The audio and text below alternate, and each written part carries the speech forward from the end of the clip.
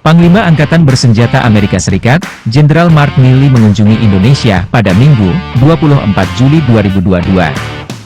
Milley bertemu dengan Panglima TNI Jenderal Andika Perkasa di Mabes TNI, Cilangkap, Jakarta.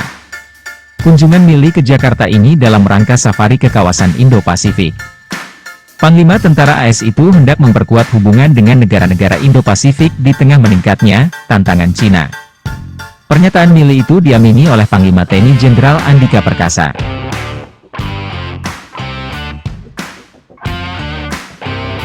Milley menyinggung peran strategis Indonesia di kawasan Indo-Pasifik.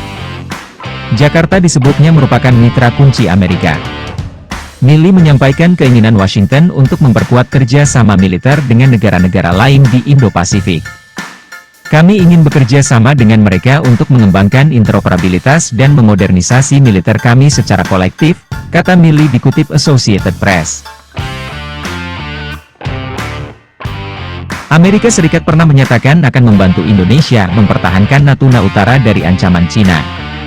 Upaya AS untuk mempertahankan Natuna Utara bersama Indonesia dari ancaman Cina ini diumumkan secara resmi di situs State.gov.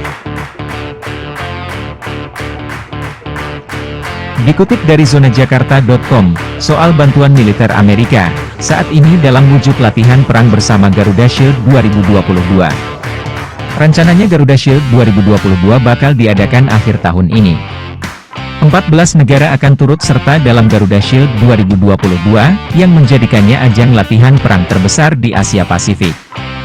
AS akan mengerahkan 3 cabang angkatan bersenjatanya dalam Garuda Shield 2022. Oleh sebab itu saat ini persiapan sudah digodok matang oleh Indonesia dan AS.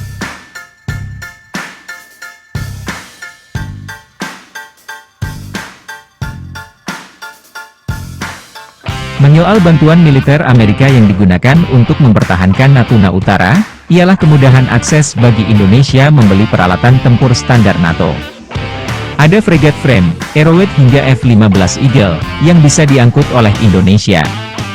Sebab selama ini Indonesia kesulitan bila harus membeli alutsista standar NATO.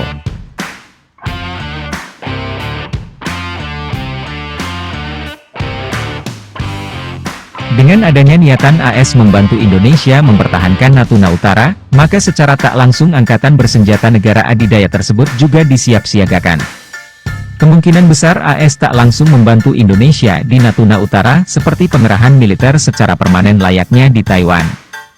Akan tetapi militer AS akan berusaha menekan Cina di dekat wilayah Beijing sendiri, misal melayarkan kapal perangnya melintasi Selat Taiwan.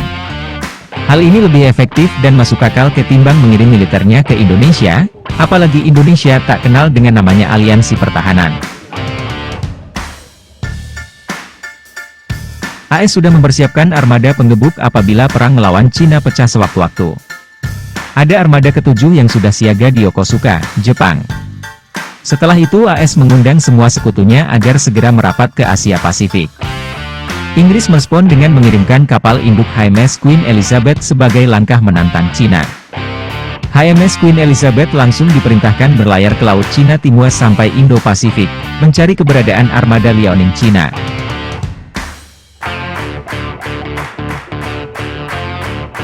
Sebenarnya sejak Desember 2020, AS sudah menata ulang kekuatan tempur armada ke-7.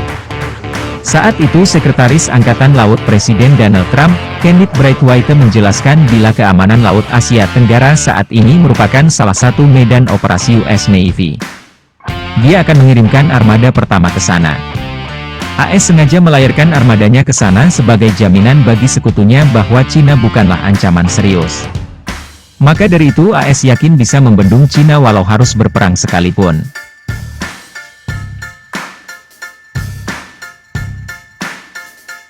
Aksi armada ke-7 US Navy paling menyerempet bahaya terjadi pada 18 Februari 2021. Saat itu destroyer USS Russell sengaja memancing masalah di Indo-Pasifik dengan mendekati teritorial Cina. Untuk menanggapi ini Cina bersama Iran dan Rusia melakukan latihan militer gabungan untuk menekan pengaruh AS di Samudra Hindia. Untungnya apa yang dilakukan USS Russell tak mendapat respon langsung dari Cina. Bila iya maka bisa menyulut pertempuran antar kedua belah pihak.